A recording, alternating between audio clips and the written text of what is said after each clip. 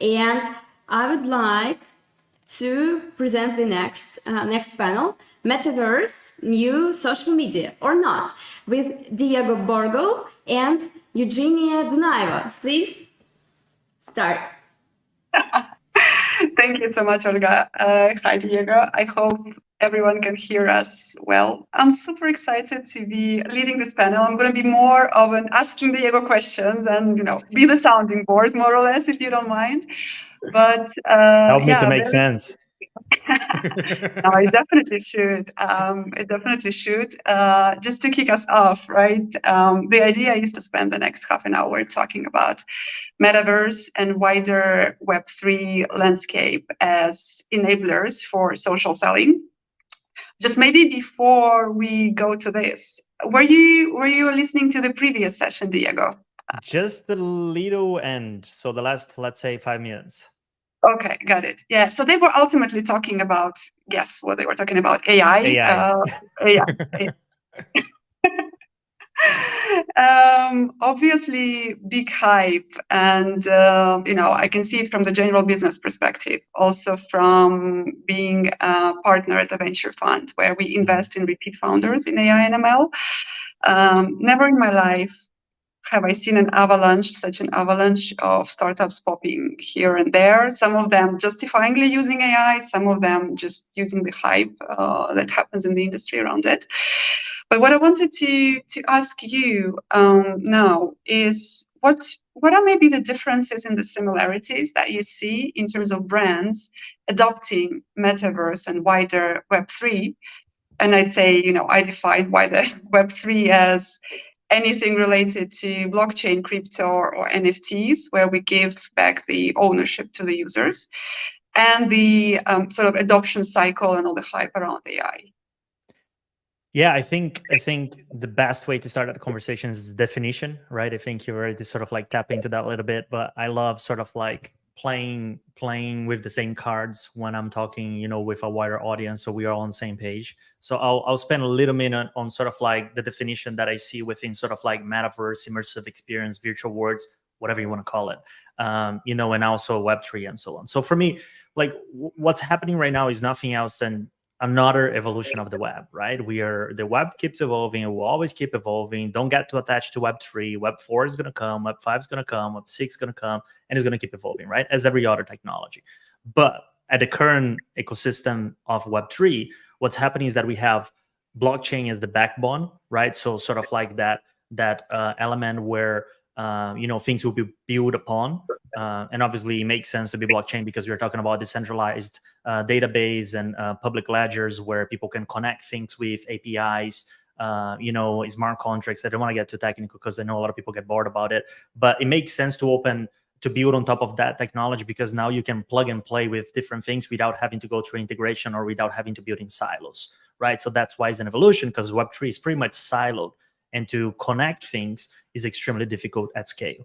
So on top of that, we have two different pillars. One is basically the enriched experience that's happening through VR, AR, haptics, 3D scanning, and obviously generative AI. So it's basically how the overall experience is for the user and how those technologies are enriching that experience. The other side is exactly what you just touched, which is ownership, which is super exciting, right? So we're talking about digital assets, for example, represented by NFTs, or we're talking about digital identity, digital currencies, and things on that nature, right? So in a world on which we spend more and more time within the web, we still don't own anything compared to the physical world, where we own everything around us, right? I own this table, I own this microphone, I own this beanie, I own the monitor, I own the camera, I own a car, I own a house. But digitally, we don't own anything. We don't even own our own privacy and our own data, right? So an evolution to that is changing through this technology. And then on top of it, you have the interface, which is basically the evolution of how we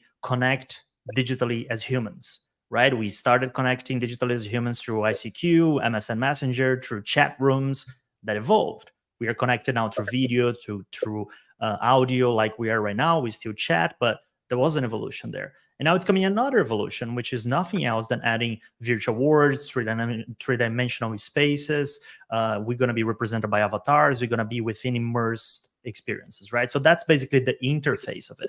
So now that we sort of like set the ground rules and we are on the same page, I think what's interesting to look at within that sort of like cycle of similarities that you're talking about.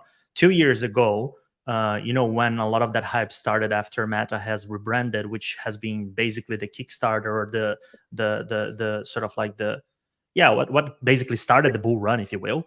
The main point that everybody was chasing was the hype, right? Holy shit, Meta has rebranded, it's going to change everything, we need to go there too. And yeah, we need to be part of it for sure. They know something, we got to be there. Yeah, exactly. Which, hate or love, we can look into strategies and discuss that for the whole day. But I think the real point here on that comparison is that with the sort of like mainstream adoption of ChatGPT specifically, because AI is nothing new, right? As the metaverse is nothing new, as blockchain, is a bit younger, but it's not necessarily new. So all those technologies like AI has been dated to the 60s, 70s when it comes to, research in university and all that stuff. So nothing of this is new. The difference is that now through ChatGPT and the way they went to market with, which is fantastic, they were basically enabling people to, in very simple steps, experience something transformational, right? You have that bar like you had on Google back in 2000s where you tap something and an entire new world opens up in front of you, right? So that's what I think is fundamentally different than just the hype that the metaverse created and the hype that Web3 created, is that both metaverse and Web3 still do not provide transformational experiences to every single customer in a very simple manner. I think that's where we still stuck at. And obviously, when Meta came up with Oculus and VR is when everybody was like, I'm not strapping that thing on my face. So now we start sort of like trying to rebrand the metaverse, if you will, after such a big push that was extremely strong from Meta that, VR is the way we're going to be connected as human beings, which a lot of people are not necessarily happy or keen to. So I think that's sort of like the differentiator factor. I think within the metaverse and Web3, we still don't have that easy to access, easy to use, and transformational experience. It's still very clerky, still very difficult for people to get. The concepts are, very up in the air. Everybody says something different. There are not like major use cases. However, if you go back to what I was saying before, this is the next stop where the internet is headed. So it's undeniable that's going to happen, but I think it's just a matter of maturity. And AI, on that sense, from a customer perspective, it's pretty mature. Obviously, ChatGPT isn't perfect. It's going to take a very long time to be, but has enabled people to do things that they weren't necessarily skilled at or able to. Like it's the same for me. I say that's almost like a superpower, right? I never being able to design or to draw because I suck at it and I never spend time on it. But now I prompt a couple words on Midjourney and something fantastic comes out and I feel empowered and I can go and use that somewhere else. Absolutely. And I think the very important point that you're making, and I'm totally on board with it myself, is that both technologies are actually infrastructure. They are enablers. They are enabling us to do amazing things, right? But building businesses just doing this and making it your entire business model is probably, well, maybe opportunistic, but probably not the smartest thing to do strategically, right? So if we're talking about infrastructure enabling, absolutely. 100%. I think that the very simple takeaway here, which I've learned a lot through the journey of Web3, Metaverse, and NFTs adoption by major brands, is the product is not the technology. The technology is the enabler, right? And everybody was like, oh, you buy NFTs and this is and everybody was concerned and super excited about the technology as they are with AI right now. But AI is not the product. AI is the enabler of many products you can build, many services you can build, but most importantly, which I think that's the overall goal with the evolution of the web, is creating better experiences for users, consumers, and everybody else that's using it. So it's enabling better experiences overall, right? I think that's sort of like the bottom line on why all those companies exist. And as a byproduct of that, obviously, you're going to make money, drive revenue, and grow. But the product is not the technology. The technology is just an enabler. Absolutely. Absolutely. So if you go back to the topic of the discussion and kind of focus more on social media aspect of it, do you feel the metaverse is as one of the use cases of social media is kind of devouring the traditional social media? Or how do you look at it? Is it like a completely different beast, or are those interconnected?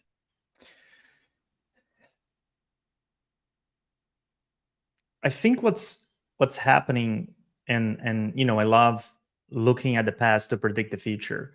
It's just another cultural transformation on how people connect with each other, right? Like when Facebook came about, that was an exciting way on how we can now stay connected, and all those different features within the platform gave us those feelings of being deeper connected, or having followers, or oh, you also know that person, oh, you also in that community. So it's sort of like created another layer on top of how we connect with each other, and obviously bringing people together has been their mantra from almost day one, right? Which is essentially what social medias are supposed to do. But we have seen it does pretty much the opposite. Anyway, so if you look at from that essence, when we say, will the metaverse be the next social media or disrupt social media and so on, I think we need to go even beyond that. We need to go into, where are the 8, 9, 10, 11, 12, 13 years old right now spending majority of their time, and how does that look from a social connection, for a better word, side of things, right? And I just literally, funny enough, I have seen a graphic today that was showing all social media platforms, and then you had Roblox, and how many hours those age groups that I just mentioned are spending on each of those channels. And first by far was Roblox, and then followed by TikTok, right? So when you look at from that element where people's attention is at, um, and most importantly, what are they doing within those platforms? And let's take Roblox just as an example. That's a new way on how those people are connecting with each other, right? They spend time together. They have friends that they have never met in real life, if you will, or in the physical world. They're friends. They call them friends. I have friends of kids of friends of mine that when I talk to them, it's like, yeah, I'm a friend of this guy and he's from Argentina, and the other guy, we're friends, we meet, we make up appointments, and we go on those quests and we do those things, and we are building different words, and they're connected. They feel part of the same thing, regardless of who they are, where they see it, and age, race, gender, all of that, right? They feel connected. And if you think about the way that we grew up in our generation, which is we were essentially growing up together with the internet, where I'm at the point now that if a company doesn't have a very good website that let me do what I want super simply, super smooth, and super fast, or even better, if they don't have an application that is extremely simple to use and gets me where I want to get super cool, super fast, I'm bouncing. And I'm not like, I don't have any relationship with that brand. I don't want to be, oh, I love this brand so much that I'm going to go through this form of 30 questions that are asking me before I order a product that comes to my home, right? I'm out on the first second, right? I see that form, like, boom, out. So if you look at that element of it as well, and how those generation or those demographics we just spoke about are growing up within those environments of gaming, because we're still talking about gaming, right? Roblox is obviously trying very hard to get away from that gaming stereotype, but still a gaming platform. It could evolve into like a more metaverse social platform for sure, and it is evolving, right? Fortnite as well. But those are the experience that those kids are having today, and as they grow older within their purchasing cycle, if you will, or customer cycle, if you will, brands that are not able to provide that experience for them, as some of them offer to you and I, mobile applications and website and e-commerce and all of that, they're going to bounce. So here's the opportunity, and here's what is so exciting, right? Because it's not going to take 30, 40 years. It's going to take 4 to 5 to that generation become the ones that are actually buying stuff, right? So from a social media perspective, getting back to your point, I think that it will disrupt not necessarily just the platform per se, and we have been seeing already that, right? Like Facebook, there's a lot of people that use that, but I haven't been there for a long time, right? And Instagram is becoming that now, and TikTok now. A lot of people are bouncing to the next thing, and we know that platform is going to keep evolving, and maybe they're going to transcend, and that's obviously Mark's vision, transcend from those words to immersive experience, right? That's why Meta went so bullish on that, and I know you know that much better than I, because you already work for them. So that's the way I'm seeing it. I think we're going to transcend everything we know as social media, from a platform perspective, and we're going to start going deeper and deeper into those immersive words and those different spaces on which the end goal is how people connect and how they're spending their time. And those 9, 10, 11, 12, 13, 14 years old I told you before, they are not on the current social media. At least they're not spending most of their time there.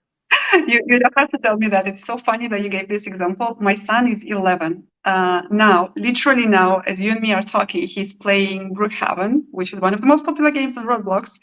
And when we were talking last time about his pocket money, it was V-Bucks, not the actual money. So he wanted Fortnite's currency as pocket money. And So people you still are dwell spot whether we on. should call it a metaverse or immersive experience or immersive words, but shit's happening. And we are not Absolutely, making it up. it's happening in real life, but lots of their life is actually there, right? And I think 50% of Roblox users are below the age of 13, as I remember, and it's quite a bit of audience. That is true. That's true. Maybe the next question I wanted to ask you on the brands kind of going into metaverse, right? Because that's your bread and butter. That's what you advise on. That's what you strategize. What are the major hurdles that are stopping them now? And maybe if we want to kind of spread it into, the classic marketing funnel of like adoption, interest, action, where's the most churn happening for brands? Yeah, I think that the main hurdle right now was initially education. So it caught everybody off guard, and they were like, "Oh, what's happening here?" Right? A lot of confusion once Meta, sort of like moved the markets and changed the industry. So I think that was the initial hurdle. Then people like got quickly educated and got to understand what it is. But then, they went really deep into platforms like Decentraland, Sandbox, and they sort of like found the idea interesting. But the more time they spend in and the more time they sort of like try to put their brand into that, they couldn't really see the fit, or the numbers didn't necessarily, spoke to them. Because when we're talking about brands, and I spend a lot of my time with Fortune 500, right? So we're talking about the 500 biggest brands in the world, at least from a revenue perspective. We're talking about brands making, 30, 40, 50 billion in revenue a year, with like a very complex organization, 70,000 plus people, thousands of layers of politics and departments. And for you to be within such organization and coming up with like, oh yeah, we did this metaverse activation that has got like 1,000 active users on within the last 3 months, it's really challenging to to sort of like get buy-in to keep doing it. So I think we went through an experimentation phase, which I wouldn't call successful. I don't think that most any brand has built something tangible that they could go back home and say, hey, listen, this made a lot of sense to us. Here's where this is headed. And here's where, the revenue, especially because it's a lot of times what C-suite wants to see. So I don't think that happened. I think that a lot of brands are still trying to figure out. There's brands that sort of like already went to the next hype, as we already spoke at the beginning, and now are trying to do the same thing with AI. And next is going to be spatial computing when Apple comes with Vision Pro in Q1, and then after is going to be quantum computing whenever Google unleash that beast. But I think that the hurdles have been like that, and I think that right now we are facing 3 different challenges. One is innovation budgets got really thin because macroeconomics. We know where we are at from a macroeconomic standpoint. To that thin budget now is a lot of it's going to AI because that's the hype cycle part we are in. I think it's hard to predict, but I think we're very close to the peak, and I think we're going to start sort of like dying out a little bit in at least from a brand perspective. I think they're going to get bored soon. And then the third thing is that use case element's missing still, right? But one thing that I've been preaching really, really strongly lately, especially for those brands, is that we shouldn't be looking into those platforms only like as the metaverse, right? You shouldn't be looking into like Meta's, Microsoft's, Decentraland, Sandbox, and so on as the metaverse, right? Again, if the metaverse is nothing else than enhancing the way we connect with each other and enhancing customer experiences, why not building immersive experience that can convert, that can still live within the customer journey that already exists, instead of you going to a dope page of pictures of a product. You can go there and experience an immersive experience of the product and have a journey on which you can purchase that product directly from there and send to your home. So like that can still happen, and that's it's a step forward towards that immersive experience web, or immersive web that we keep talking about, right? So I think that a lot of them are now sort of like switching and understanding that's it's a different way of engaging. It's less alien to them. It's much easier to acknowledge, and you can talk to the content team or the e-commerce team. You don't need to be talking to the Web3 team that sometimes just one person trying to convince everybody else that this makes sense. Shout out to them because Because it's tough, they are right, It's very but tough. it's a As tough you job. said, without revenue numbers that are very impressive, it's really hard to do it. But then I'm thinking whether open loyalty might be one of the incentives there as well. Is it something that you see kind of ringing the bell there as well, or not? Yeah, totally. I mean, I've been preaching a lot about that too, right? I talk a lot about immersive experience and how you can give a better experience and tell better stories, and also display your product in a better way, therefore increase conversion. And open loyalty is a whole different beast, right? Because if you essentially look at how we should be tackling technology, usually, which for a lot of people is still surprising, but usually you start with the problem or the opportunity. You look at the current stack of technology that you have, and if that current stack is not able to solve it, then you go outside and try to find other technologies that can, right? You don't start with the technology and try to fit the problem or the opportunity in, which is a lot of what we still do in this industry. But if you go through that route of starting with the problem, loyalty programs are bad. They're broken, right? If you look, there's an incredible research from CPG on what are the current problems of loyalty programs. There are 4 pillars there, and the core element is very transactional, right? So people just have like that siloed approach. So if you're part of like the McDonald's, God forbid, the McDonald's loyalty program, you end up just engaging with that brand, right? And sometimes there's some partners within that brand that will give you some offer, but it's very transactional. It's always discount here, free burger there, free fries here, a larger cola there, whatever, right? And you're not just able to sort of like tap in or tap out from that ecosystem because it's a siloed approach. Again, data integration is extremely difficult. Therefore, fostering partnerships is extremely difficult because you're not able to integrate customer data with other partners to scale partnership, right? So that silo approach, and I won't go through the 4 pillars, otherwise we can talk about that for the next 2 hours. But the core element here is that you have that siloed approach, you have that transactional element, and you have a lot of people in part of many different programs, but they just don't engage because there's not really why for them to do it, right? And now when you start looking into, again, so if this is the problem, because of silos, because of data integration, because closed ecosystem, which technology could potentially, and I say potentially, solve it, right? And then we can look into maybe is Web3. And the exciting thing here, as I said before, within blockchain is that element of being within a decentralized ecosystem and almost like a public ledger where integration can easily happen through APIs, smart contracts, and things of that nature. But also the advantage here for the brand is that now you can foster partnerships without having to go through data integration. Because if McDonald's or let's get another example, if Adidas wants to partner with Peloton, for example, which they do in some case, in some instance, what you need to do to create a very smooth and simple customer experience is that you need to get all that customer data, integrate within Peloton's ecosystem. So whenever I, Diego, go to Peloton's ecosystem, I don't need to log in. I don't need to do anything. I can land there and Peloton already understand that I am part of that membership from Adidas. Therefore, the personalized content for me, they make better offerings. They give me a special type of, early access to different products and so on. So it becomes an easier way for brands to, one, scale partnership, to provide hidden value to customers, because all those brands have millions of partners, but they just cannot integrate that ecosystem to provide more value to their members, right? And the third thing, which is exciting because it talks KPI, is that you can drive growth, because now you're basically showing to everybody else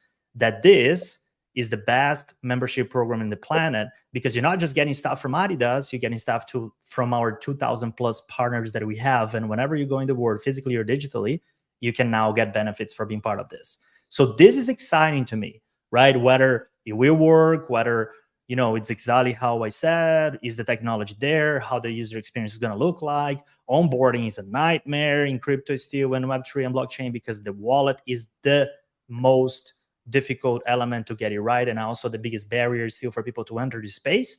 But I'm strongly believing that, this is a very strong use case on which, makes sense from a technology standpoint, makes sense from a offering standpoint, makes sense from a customer-centric approach, can drive revenue. There are KPIs that are pretty clear that can be set behind it.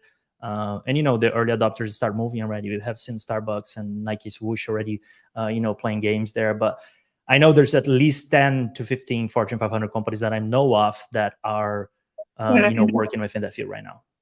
Amazing. No, 100%. I've been working in B2B for the last, 12 years. And for me, this is the most exciting use case for B2B in Metaverse. I don't know how much time we have, actually. Olga is not intervening. So if you want to give a couple of other use cases in B2B that you are excited about, I think we can maybe take if a couple of minutes. You stick to Metaverse, you can just go like to the industrial metaverse side of things, right? Like that is bananas, right? So in very short, when you start talking about industry and B2B and sort of like the role of metaverse there are a couple elements that are really interesting. One is future of work. Cannot deny that work has changed. And no matter how much the big corps want to push people back to the office so they have more control over them, the world has changed, right? And it's not going back.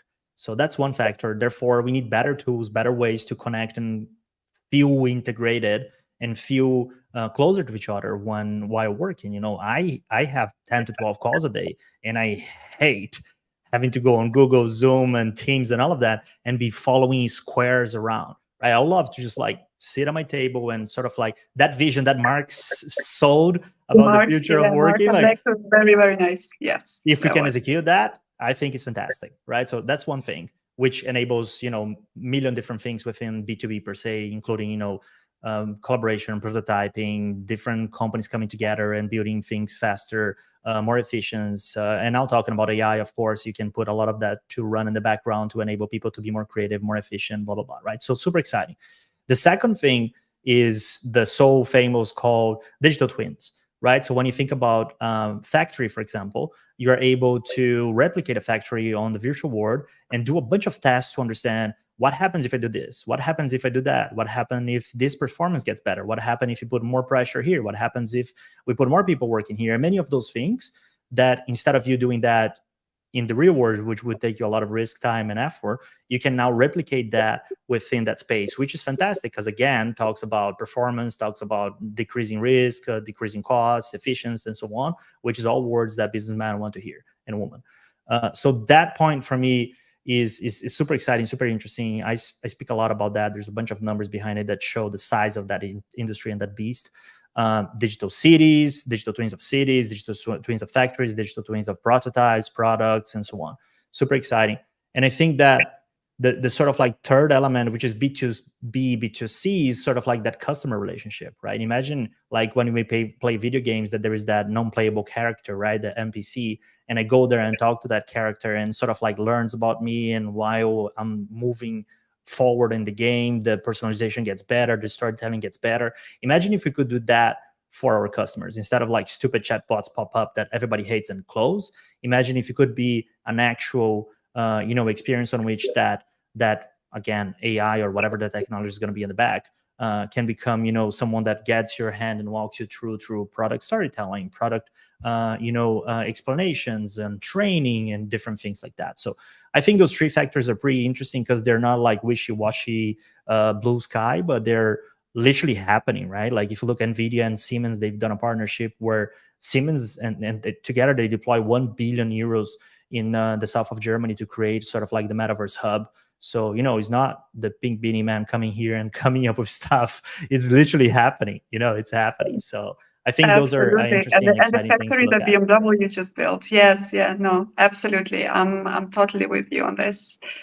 And yeah, I think that's about it. We're about time. Yeah. Thank you so much. That was Thank super you. insightful, super useful as always. Thank you. Olga, over to Thank you. you. Yeah, thank you so much, Diego and Eugenia. Yeah, it was very insightful presentation, and I like Roblox talk especially. So thank you, and I will introduce the next panel. we are going to have, but before, actually a little bit of a bonus. We had previous conferences last year and the year before, and if you would like to just maybe learn more about more experts, about top experts in social selling, you can watch these recordings. They are on YouTube. You can scan the QR codes, and of course you will get these links in the follow-up email after our conference, so you will not miss them anyway.